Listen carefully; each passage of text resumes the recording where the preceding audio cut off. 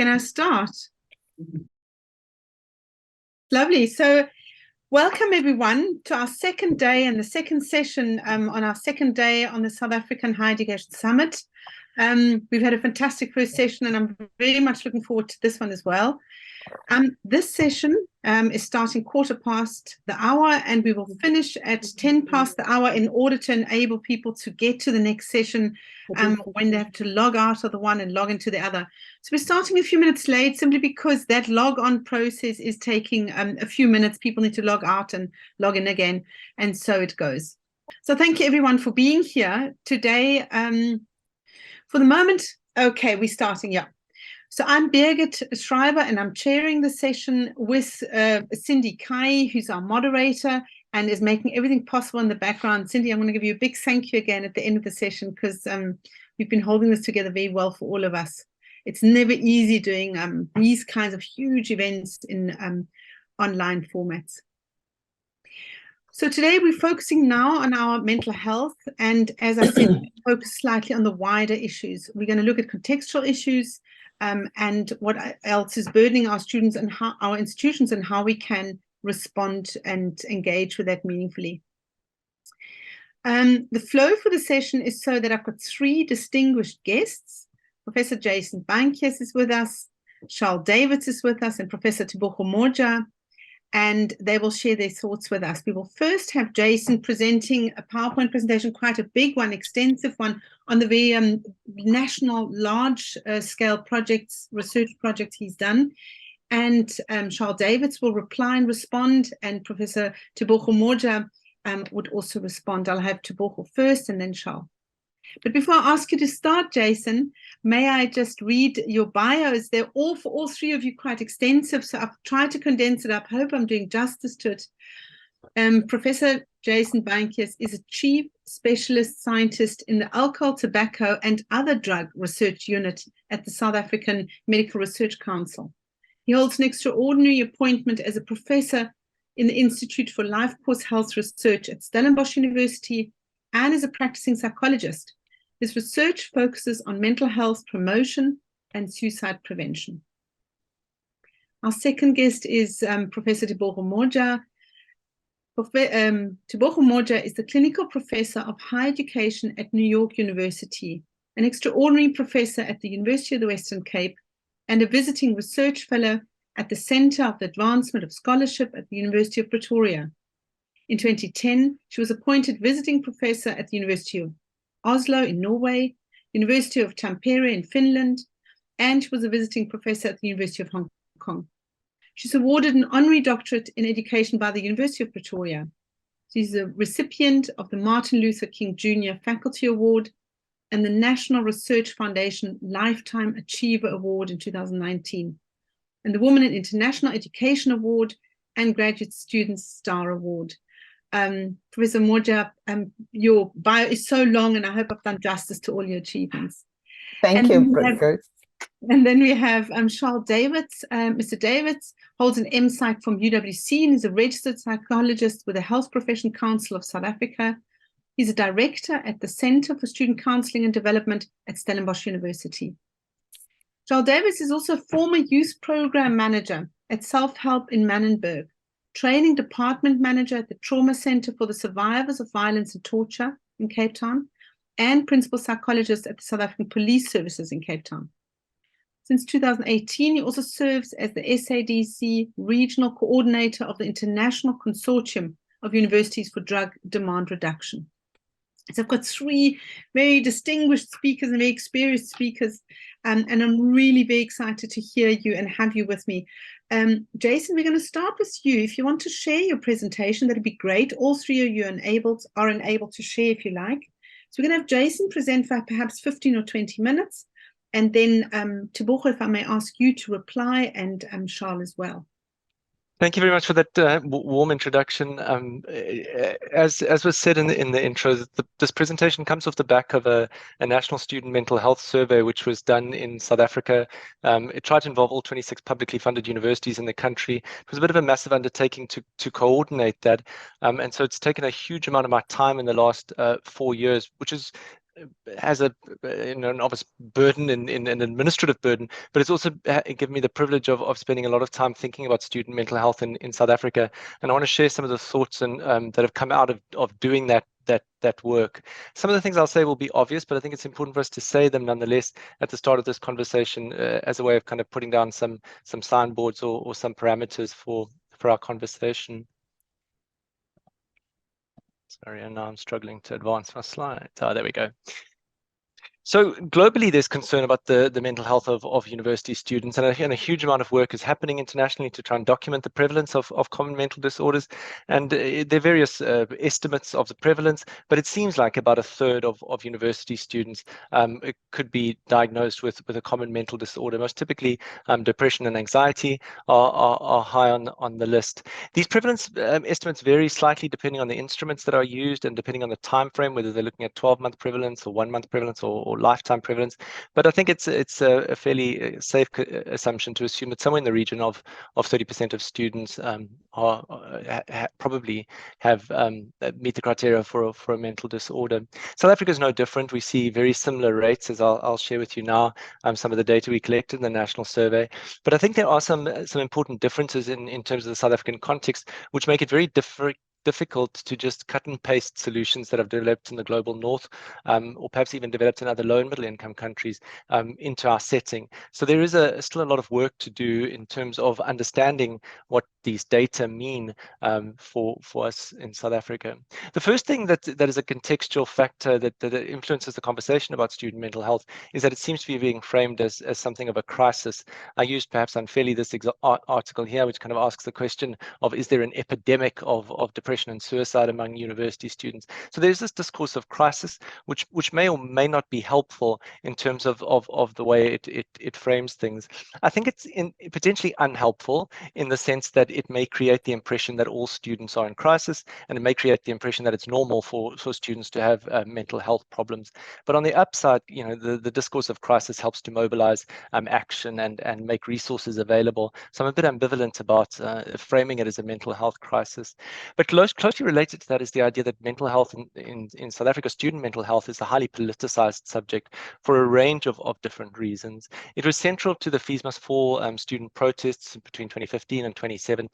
It was one of the three demands that students made as part of that protest. But it's also become a way of students signaling the extent to which universities take care of them, think about them, support them. And so this discourse of providing for students, caring for students, supporting students around mental health care is an important part of that context. And the lack of provision of those services is seen as a political injustice. It's certainly a human rights injustice, but it's being framed even more so as a political issue. There are increasing tendencies to frame any difficulties that students have in South Africa, whether it's a housing insecurity, whether it's food insecurity, whether it's struggling with an academic workload, whether it's dealing with a breakup of a romantic relationship, that all of these things are caught under the banner of mental health. So this term is becoming increasingly widely used, increasingly non-specific in terms of what we mean by the mental health of students. And I think in some senses that's helpful because it kind of raises or broadens the conversation about student mental health, but I think there's also some flip sides to using that term so loosely and using it to refer to what might be considered normal developmental challenges as mental health problems. There's a broader context in South Africa in that there's a healthcare system that is oversubscribed and under-resourced, and particularly in the area of mental health. The spending on mental health is incredibly low, and the spend on adolescent and child mental health services is even worse off. And so there is this problem of a kind of gap in the mental health care system in South Africa, with a lack of provision for services for adolescent or adolescent friendly services, let alone the number of services, the way those services are organized, which means that universities are increasingly being asked to step into that gap and to assume some of the responsibilities that in other countries might be assumed by the healthcare system. And we see this quite clearly with what's done with suicide prevention interventions, for example, in the global north. A lot of the suicide prevention interventions, the peer training, gatekeeper type type interventions are about empowering students to make referrals of their peers into a healthcare system. But that's all good and well if there's a healthcare system to refer to, which may or may not be the case in South Africa. We can't forget that the history of racial segregation, of apartheid has created divides and inequalities which persist in universities in South Africa. Even though we're 25 years into democracy, even though universities have undergone huge transformations in terms of student enrollment, in terms of the number of Black students enrolled, the number of female students enrolled, in terms of resource allocations, there are still significant differences between the historically white institutions and the historically disadvantaged institutions. And this has a range of implications for student well-being, but also in the extent to which a university can respond to the needs of its students. South Africa's political history has also left some other scars on the country in terms of high rates of trauma, ongoing trauma, violence, and crime. And this has a couple of implications as well. Not only that the physical safety of students on university campuses is of concern, but also that students are likely to either come into university already having experienced high levels of trauma, or to experience trauma while they're at university. And so while the conversation in the North might be a lot about depression and anxiety, post-traumatic stress disorder is a much, probably a much greater problem in South Africa than even mood and anxiety disorders. And so we can't forget about trauma and trauma-focused interventions as very much part of that. We did this National Student Mental Health Survey, about 79,000 students engaged with the survey. The data I'm sharing here comes from about 29,000 students who told us which university they attended. And what we did in this analysis that I'm showing is we calculated the 30-day prevalence. So these were students who are likely to meet diagnostic criteria for these disorders in the last 30 days. And you see we find rates pretty much as we would have expected them. Perhaps for depression and anxiety, the PTSD rates are much, much higher here than we would expect to see in other countries, although not that out of line with what we see in the general population of South Africa, but a high proportion of attention difficulties in universities, which I think is interesting and important. It's often part of the conversation when you talk about adolescent, like school-aged mental health, but I'm not sure that it's given perhaps enough attention in terms of intervention, and in terms of identifying and supporting those students.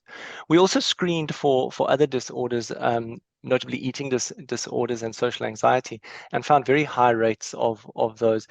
These prevalence estimates are higher than the ones we observed in the previous slide because they were only screening instruments. So we're not confident that these students would meet diagnostic criteria, but they certainly are reporting symptoms which suggest that they're at risk for developing these disorders. And so the problem of social anxiety and social adjustment and eating and related to that body image issues are probably part of what we should be thinking about with student mental health. We didn't in the survey assess binge drinking, and I think that that's a major kind of gap in the National Student Mental Health Survey. We know that there are huge problems in South Africa with the way alcohol is consumed, and there's I think it's probably safe to assume, I think we saw rates of 6.6% for substance use disorders, but that wouldn't have caught students who engage in kind of heavy episodic drinking, binge drinking, which would be hazardous to their health. Likewise, I think we have to acknowledge that the liberalization of cannabis laws in South Africa is going to result in an increase in consumption, and that is going to have an impact, as yet unknown, on student mental health in South Africa, particularly given the neurodevelopmental period that they're in, and the fact that we know that cannabis is associated with neurological disturbances in developing brains, and so we need to keep an eye on that as we map the landscape going forward. Interestingly, we found distinct differences in prevalence rates across different universities. So the prevalence rates I reported earlier, where these were aggregated across all universities. But if you look at different strata of universities, you find some interesting patterns which we can speculate about, although we don't have data to know exactly what this is about. For one thing, we found much higher rates of mental disorders among historically white institutions, and the lowest rates by far were at the University of South Africa, UNISA, which is a distance learning institution. It kind of makes sense, given that the student population is much older at UNISA, that these prevalence rates would be lower. there, but it doesn't explain why we see the differences that we saw between historically white institutions, historically disadvantaged universities, and universities of technology. Historically white institutions were consistently had higher prevalence rates, even though the age distribution is not that different with historically disadvantaged or universities of technology. There were distinct groups of students who were at increased risk, and this is a pattern which is seen internationally. There was nothing unique here, but it is of course important for us to remember female students and students who are gender non-conforming were at increased risk relative to male students. Students who identified as any kind of sexual minority in terms of sexual orientation, whether that be LGBT or students who didn't want to label or who questioning their sexual orientation, those students were at a higher risk of all mental disorders relative to heterosexual students. And then students, parents' level of education was weakly associated, but it was significantly associated with increased risk, and the lower levels of parental education were associated with higher probability of a mental disorder. And as I say, these patterns were consistently observed across all universities and across all disorders, which is interesting. There was an interesting finding in terms of population group that we found that Black students at historically white institutions were at much higher risk of mental disorder compared to white students. This wasn't the case at other universities. At other universities, there were no differences in terms of risk across population groups. And I think this is something that's also important for us to take into account, but perhaps to theorize a little bit about what's going on there. Give me 1 second just to refresh my water. It's clear that there's a gap here, that there's a gap in need for student mental health services. And I guess that people would agree that universities have some responsibility for responding to the needs of students, at the very least for creating an environment which is conducive to their psychological well-being. But the extent to which universities can and should provide services, I think, is an open question. And universities are under pressure to know how to scale up services in ways that are appropriate and reach students without kind of overreaching or without neglecting their responsibility to find some kind of sweet spot in that. It's all very well for us to say that universities have some responsibility for providing mental health services for students, but the moment we move into that territory, we have to acknowledge that we're in ethically thorny territory, that it's not just a simple matter. It's not like, I don't know, making a vaccine available to students on some kind of mass basis that can just be rolled out. There is a balance here between people's rights to privacy, people's rights to autonomy and self-determination versus an institution's right to insist on certain things in order to protect the safety of students. And I think that that's an area where it's probably more developed in the global north, but it has particular implications in our context, and that we would need to engage with these at some stage. So my final slide in summary, globally there's concern about student mental health. We see the same patterns in South Africa. We have cause for concern. How much of a crisis it is remains an open question. It's certainly, in my opinion, not a crisis in terms of the proportion of students. It's probably what we would expect. But where there might well be a crisis is in the treatment gap, the number of students who are exhibiting mental health problems, but who are not yet receiving the care or support that they need. Universities have some responsibility to step into the gap, but we're not clear what that responsibility and the extent and limits of that responsibility are, and that moving into that gap requires some engagement with ethical issues about the reach of universities and what they can reasonably be expected to take responsibility for. Thank you very much. Jason, thank you so much. That was a lot to take in, and very, very dense and lovely. And I made a lot of notes on asking questions. And Cindy will look in the bigger room too, and she'll relay some questions to us. Teboho, may I ask you to respond to this and give us your response to Jason's presentation? You're muted, Teboho.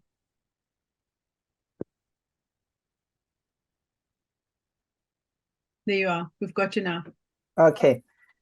Thank you very much, Birgit, and thank you, Jason, for this very informative and an enlightening kind of presentation that presents what the situation looks like in South Africa. So And I would start by saying that you are right in saying that mental health is a global concern. So we don't see the issue just being in South Africa, but we're seeing it globally. And I was struck by the figures you presented, the 31% that you reported in your study. That is a high figure for students, which means 1 in every 3 students or so are actually suffering from one form of mental health or so. So, and this number's been much higher than the numbers we see outside institutions or so.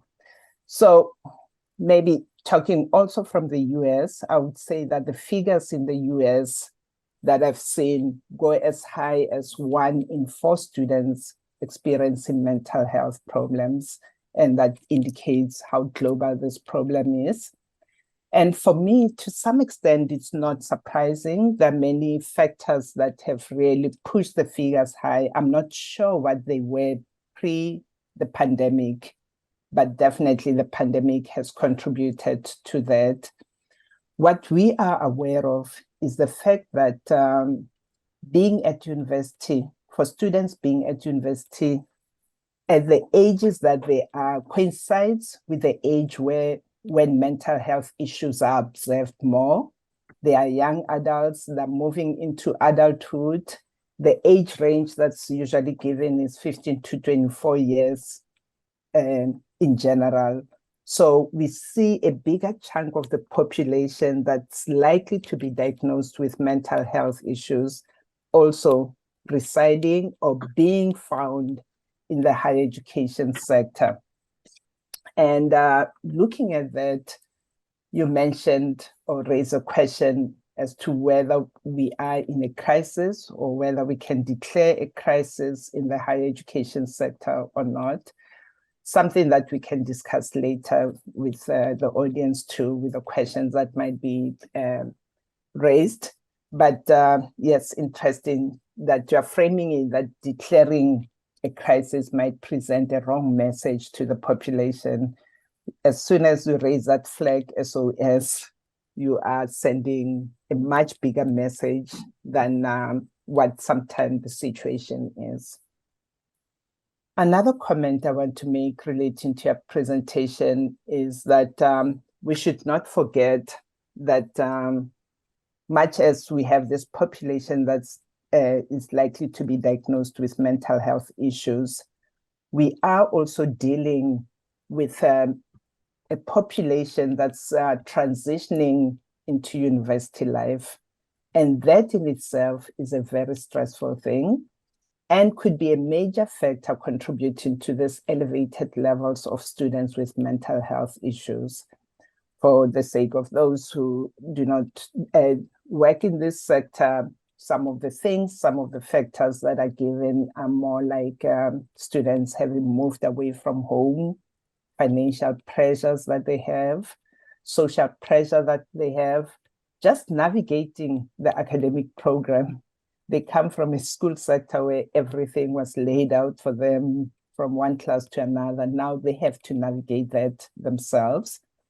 And they have deadlines, tight deadlines, and all that they have to manage themselves, which are all stress factors. And you touched a little bit of that. So again, just speaking more from the higher education sector perspective, I want to reiterate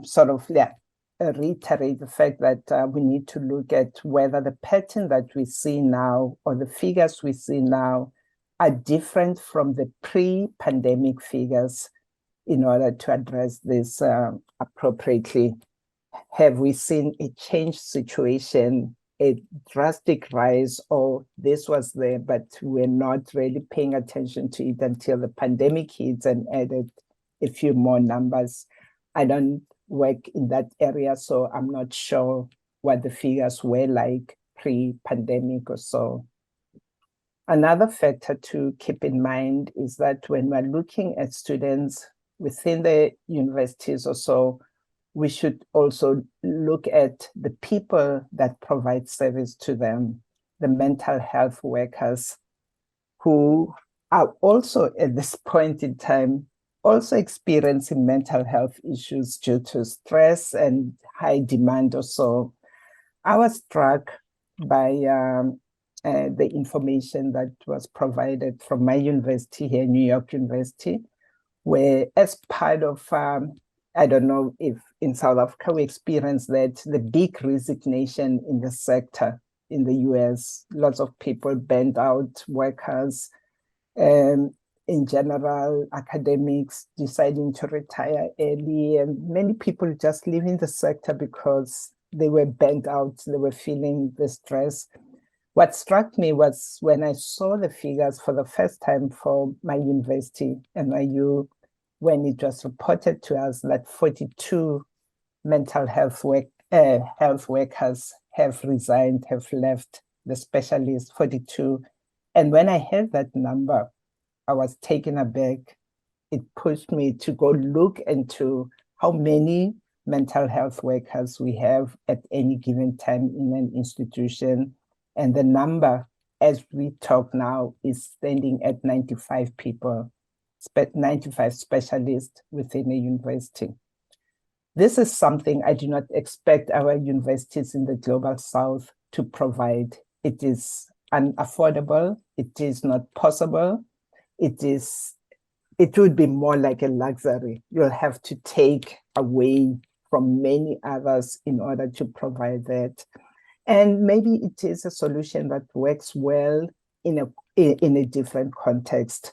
We could have more people employed in that sector, but that might not necessarily be helpful for us. Would the students use the services or not? How would the students really take that or actually take advantage of that? That's one point. Another one I want to make is to remind ourselves that while we're focusing on students during this conversation, I would like us not to forget the general employees at the university. I've just mentioned the mental health workers, who are very few in our institutions in the Global South, teaching staff, non-teaching staff, who also have to deal with mental health issues while they're dealing with students facing mental health issues in the classrooms, and they're not prepared to that. If I sit in the classroom and I see a student struggling, I might not identify that that's a mental health issue. I might identify it as truancy, irresponsibility, or something like that.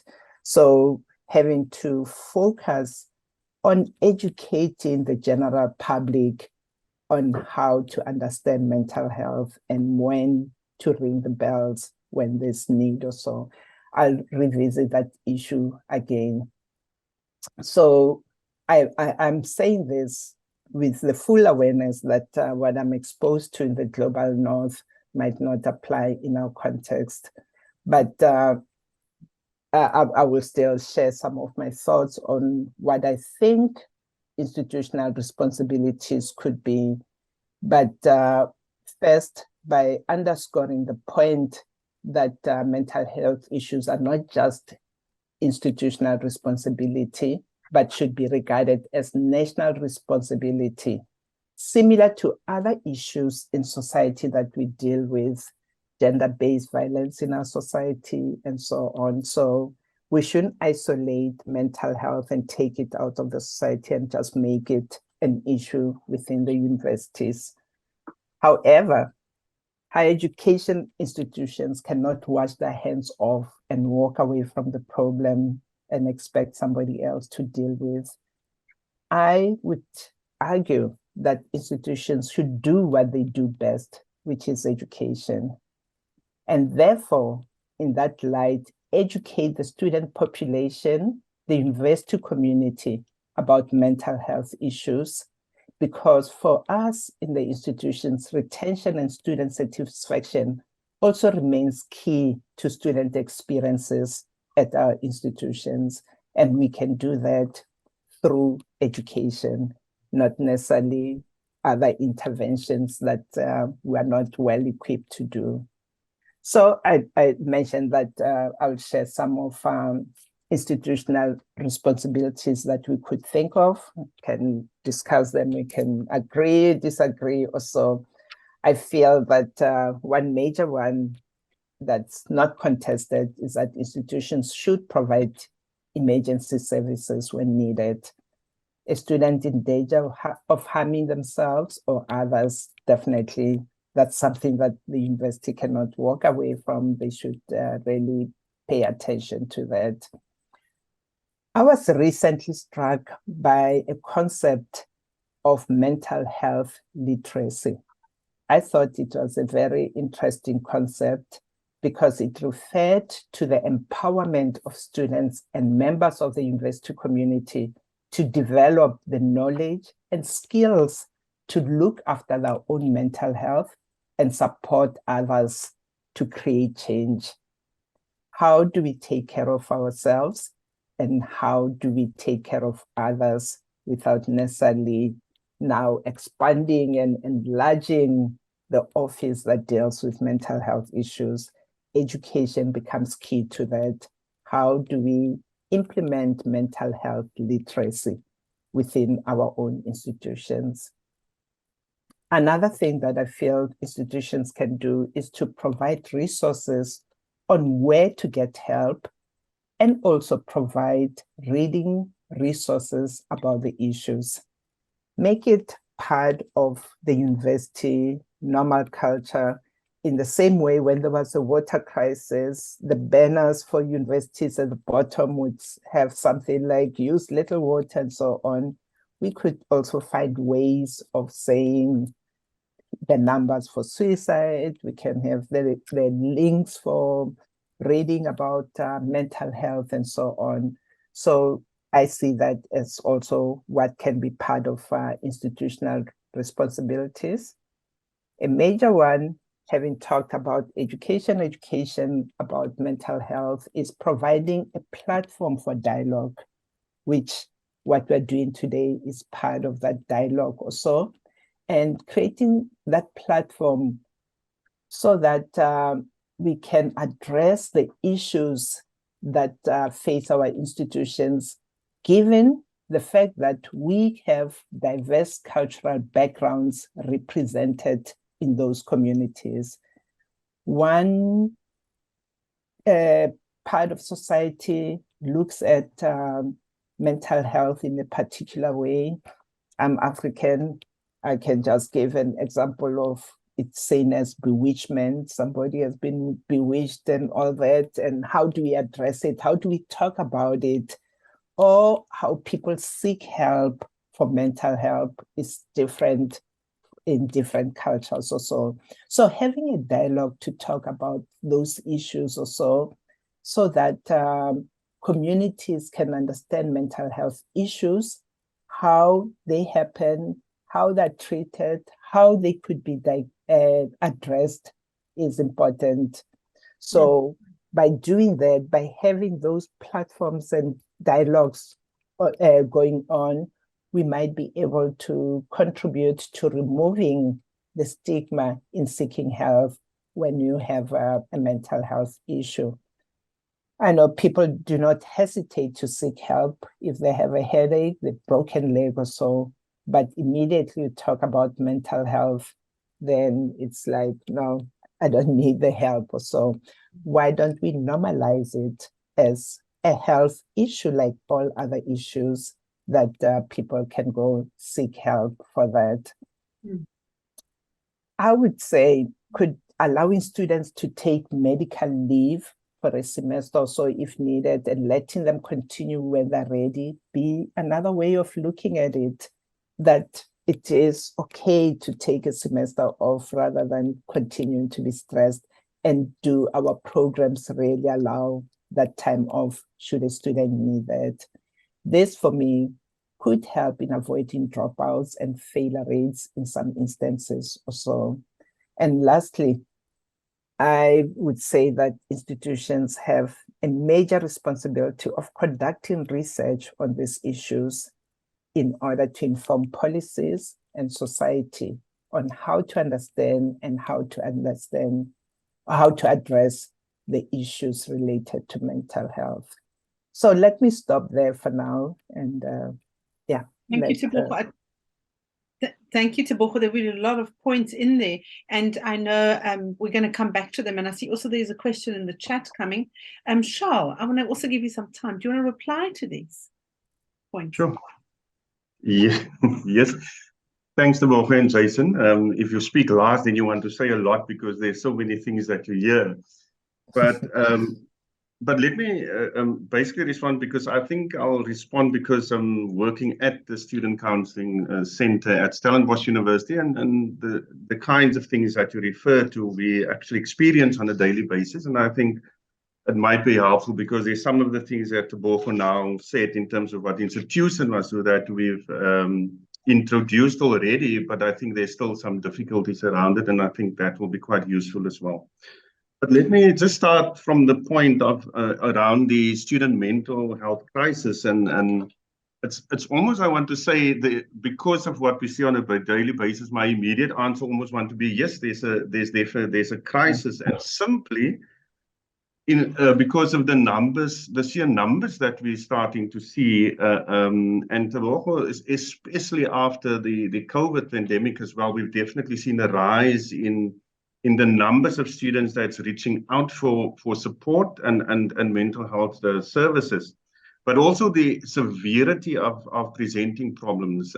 We certainly this year had to hospitalize more students that we've done in the past 3 years, either due to one, Jason, that refers to the cannabis, the substance-induced psychosis, but also just the severe anxiety and depression and different kind of psychosis that students definitely had to be hospitalized for. So in that sense, then yes, there's a crisis, but I do believe also that I think if I look at when we speak to psychologists in private practice, it's not different of what we also see in the general population. So there's definitely, I think the university is just a microcosm of society, but we definitely see that. I think also it's a crisis due to the myriad contextual factors that I think Jason mentioned, specifically socio-political and economic differences. And I think Jason, after I know I was part of the study as well that we did, but on reflection, even after the study is now published, I think there's a lot, and especially what's been happening at Stellenbosch University around racism, and I think the link between race and class, that it's definitely a reason why we also see more Black students in the historically Black universities seeking the services. Because it's those kind of stresses that actually lead to especially issues around depression and anxiety. And I think it's so crisis. I think that we have to see it against that kind of backdrop. Then should the university be a healthcare provider? The immediate answer, no, because I think that's a government responsibility. However, I think due to exactly the socioeconomic that I'm speaking about is that we almost have to fill the gap, because, and I see it on a daily basis at the university. So even if a student is, if they go through the state service, they will wait quite long for that service. To see a psychologist can take up to a year, 6 months to a year within the state service. Although when students wait, between a month or two within our services, they complain and they say they're waiting quite long in a waiting list. But in actual fact, the waiting list outside within the state service is much longer. And then I think for me, the fundamental kind of difficulty that we start to see is this whole issue around duty of care and the balance with the kind of things around student rights, especially when we speak about autonomy and privacy things. Because if we assume the role to fill that gap and that void that government has, it raises various issues around ethical issues and very complex ones. For example, if a student comes, because a lot of our students, and especially some of our Black students, but I've also started seeing that with white students, that they don't want parents to know that they're utilizing mental health services. Mm-hmm. But what in the case if they become psychotic or they had a suicide attempt and they booked into and we have to book them into the hospital? Because then the hospital stops speaking to us and then wants to make contact with parents, and then the university is almost held responsible because we didn't let them know that their children are going through these kind of difficulties. But so the complexity about how do we keep the confidentiality, and when do you break that, and even and how that plays out. Now, in our case, we let parents know, and especially if students are booked into hospital, because and especially if there's been suicide, then the confidentiality can be broken. But when that student is discharged from the hospital, get them into the service again, because then they say they don't trust and that we will tell their parents. So it raises quite a lot of complexity around that. And then just the interplay between faculty, university administration, and our center, just around how things play out, and especially when we go through various crises. And then this year, we definitely had a lot. I mean, we had 2 successful suicides, and in 1 month, 33 calls to the emergency line around either suicide ideation or suicide attempts, where we had to send ambulances and things out to assist. And when those kind of things happen, then the crisis that the university puts on, and what kind of information do you do you share within the system, etc. And I think the other issue that one finds more noise, issues around social justice issues, and I mean, we've seen now our fair share for this year around issues around racism, gender-based violence, kind of things. And when those kind of things happen, that we pathologize social justice issues, where I think and students even then calling, we need debriefing because we're around that trauma debriefing, but that they don't understand. And my view is that we should actually just have either courageous spaces or safe spaces to have conversations, as opposed to psychological intervention around that. And then just to, I want to just respond to some of the things that I think Teboho has raised around, for example, emergency services. So we have dedicated, I mean, we partner with ER24, we have a 24-hour service. And even those numbers are on the back, printed on the back of all staff cards and student cards as well, as soon as they get issued. And students, the education around the awareness that that's the number to call when they are in trouble. The difficulty that we now find that students, so my boyfriend or girlfriend drops me, and then I phone that number, and that becomes a crisis. And if we don't respond to that, they say that, but we're not responding. Where that for me is a normal adjustment, kind of normal thing within that you experience. Issues around mental health literacy, we find that when we do that, and we do quite a bit of that even in student resident spaces, but also in classroom settings, but we still find, even doing that students, when they go through crisis, they say they never knew about the services, even if we do quite a bit of that work. And I'm not sure how one addresses that, even because even if you do that quite often.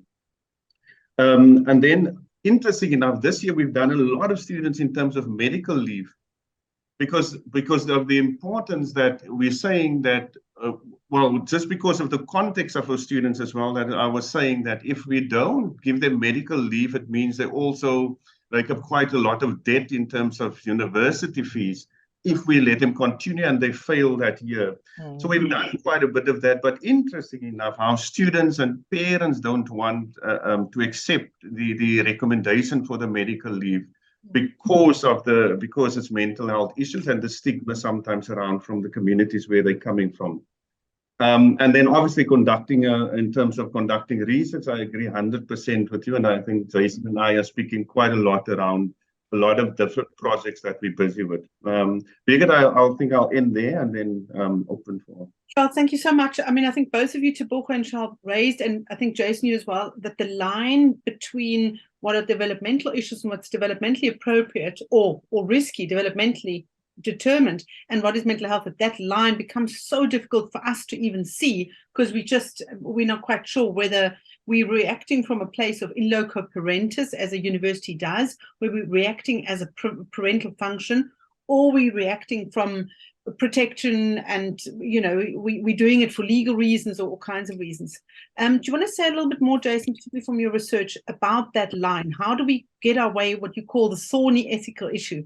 How do we clarify that? What are indicators for clarifying? Yeah, you've asked a really, really difficult question. I'm not sure I would know the answer, but I think we have heard suggestions here about places for conversation, right? And I think that there's a space for conversation with students around this issue to try and get some kind of best practice guidelines. There's universities together, we can sit down and share some of these issues. So I think the first step is going to be discussion, detailed case studies, that kind of thing, moving towards some kind of guidelines that can be explicit so that students are aware, where those boundaries are. Charl, you raised such an interesting thing which I'd never ever thought about before. I think I can't remember who raised it now. Sorry, there's so much information floating around. But there's kind of that, it might be easier for residents' heads and people like that to contact parents than it is for mental health professionals who are working on campus to contact parents. And so those kinds of things are really interesting to think about. So student engagement, discussion, and then moving towards some kind of agreed best practice guidelines would seem to make the most sense as a starting point for that. Jason, thank you so much. I want to quickly go, we've got another 5 minutes. I want to quickly go to a question that came from Craig Loubser in the audience. It's the numbers that might not be the crisis at this stage, but he's saying the crisis comes into play due to the staff shortages. I mean, I hear Teboho speaking about the luxuries in the, her institution, but it has to do with staff shortages who cannot assist the students due to the sheer numbers that walk through the door. Do you want to comment on that? Yeah, go for it, Charl. Can I maybe say something? Because I think that's the debate that I have within the university at the moment, because Stellenbosch University, for example, has probably the best staffed center in the country, and with 42 staff members, and we've added this year 24 consultants, which means it's mental health workers of 66 people. And even with that, the numbers, we don't make the numbers. And I think part of the recommendation in the study that we're making is that the kind of idea around a step-up approach to a step-up intervention, and also move away from, and because a lot of students, even during Fees Must Fall, we're speaking about decolonization.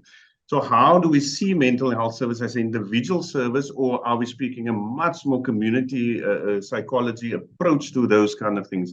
And I think that's probably where that answer lies, as opposed to employing more staff. Because it's really the top of the iceberg that needs to see individual psychologists, and we can do some other kind of interventions before we even get to that point. Yeah, and I want to just reach or make the link to Teboho's point about the mental health literacy. And that is a point that was also raised by Craig Loubser or somebody else in the audience, I'm not sure who, saying that to what extent can we amplify the mental health discourse with a focus on mental health promotion and wellness and proactive measures to optimize kind of mental health on campus? And Teboho, it's coming back to your mental health literacy point. Yeah, I've seen different strategies being used. I was struck by one study that looked at what some of the institutions were doing in the global north here, using peers as sort of a stopgap measure. And this study was looking at the different programs where there was peer counseling. So the peers are sort of trained a little bit to provide some counseling, or peer listening programs so that you know how to listen with empathy and actively listening, short-term mental coaching, peer mental health support groups, peer education programs and all that. So we are in an experimental mode, trying to look at different ways, because even if you had to put R1 billion down in one institution, I bet we're not going to have sufficient people addressing that. One-on-one, it's still not going to be sufficient. So I don't think resources in terms of hiring experts to deal with that is the way to go. Yeah. I really believe in education, educating everybody else and so on. Yeah. So education is the key for me. With all those peer programs and all that, in this study that I'm talking about, the least favored one that student gave feedback on was peer counseling. They don't like to be a peer counseling another peer.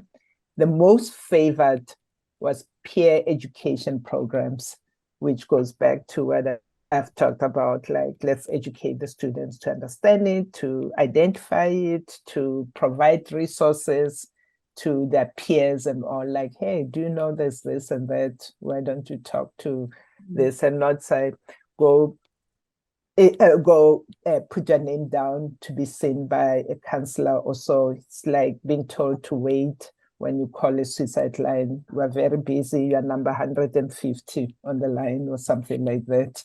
We know it's not going to really cut it.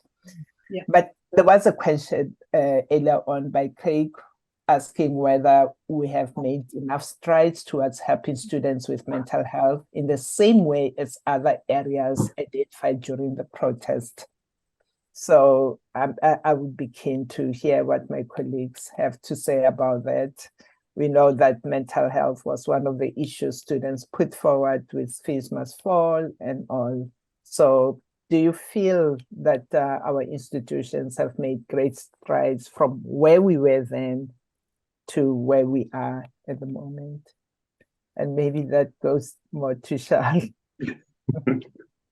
Yeah, so I think it varies from institution to institution as well, and it has been around kind of resources. And I think at Stellenbosch University, one was lucky in the sense that the kind of support that one got, especially if you've asked for additional resources to do specific kinds of things. For example, I mean, I hear the point around the peer kind of interventions, because we even train some peers to, especially in crisis situations, not to counsel people, but to look at how do we react when something happens within that space. Similarly, I mean, Jason referred to residence heads that we've done, and I mean, this year after the when we saw a lot of suicide attempts and things, that we actually had quite a few sessions with the residence heads to look at, and house committee members and SRC members to see if you see these kind of things, and we started seeing a more reporting from those kind of quarters in terms of referrals, so that we could pick some of those kind of things up earlier. But it also means, as I'm saying, quite a bit of resources. I mentioned 24 consultants. We had to ask for money to get that in, so that we can get our permanent staff members out into the spaces to actually do some of that training. And we saw that kind of things help. But I'm also cognizant of the fact that with my other colleagues at other universities, especially historically disadvantaged institutions, that they didn't necessarily have that resources to be able to do that. And I think it's and then it brings up again the kind of disparity around you know, how the services are offered at different kinds of institutions as well. Maybe, Jason, you can conclude also with a quick answer to that question. Have we done enough since the Fees Must Fall? You know, I think universities are doing a lot in terms of discussion, in terms of engaging with the issue, of trying to understand. We may not have seen as much action as we would have hoped. I don't think that's because of a lack of political will. I think it's because there are resource constraints, and because it's not an easy problem to solve. And so there's a lot of talking and thinking about, okay, well, what is the next move? And maybe that's appropriate before we just respond. So I think Fees Must Fall has certainly put it on the agenda. I've been at several meetings of VCs of universities in South Africa where this has been on the topic, where it's been on the agenda, where time has been set aside for huge amounts of resources were made available for the National Student Mental Health Survey. So there is movement. Whether it's translating into service changes yet, I think it's not yet. Yeah. And also what we of course want to see is that we want to see the contextual factors that are triggering or impairing students from excelling or, you know, or functioning optimally, that we want those factors addressed, the kinds of crises in the context beyond universities. That is where a lot of the pressure points are. I do need to close up. They're going to close our room literally in a minute, and then we're all gone without saying goodbye. I do need to close. I want to thank you, the three of you, Jason, Charl, and Teboho, for being here. It's really just hearing it and knowing that a lot is happening, and then what else we can do to make the difference has been very, very helpful. And I want to thank all three of you really for being here. I also want to thank Cindy Kai in the background, in the back scenes, making all of this possible with a huge technical team, trying to juggle a number of rooms. Cindy, thank you very, very much. And I want to thank your audience for being here and participating and asking questions. Thank you all very, very much. I think the materials will be available later on the website. And I thank you and I have a lovely rest of the afternoon. Thank you all. Bye-bye. Thank you. Bye. Bye.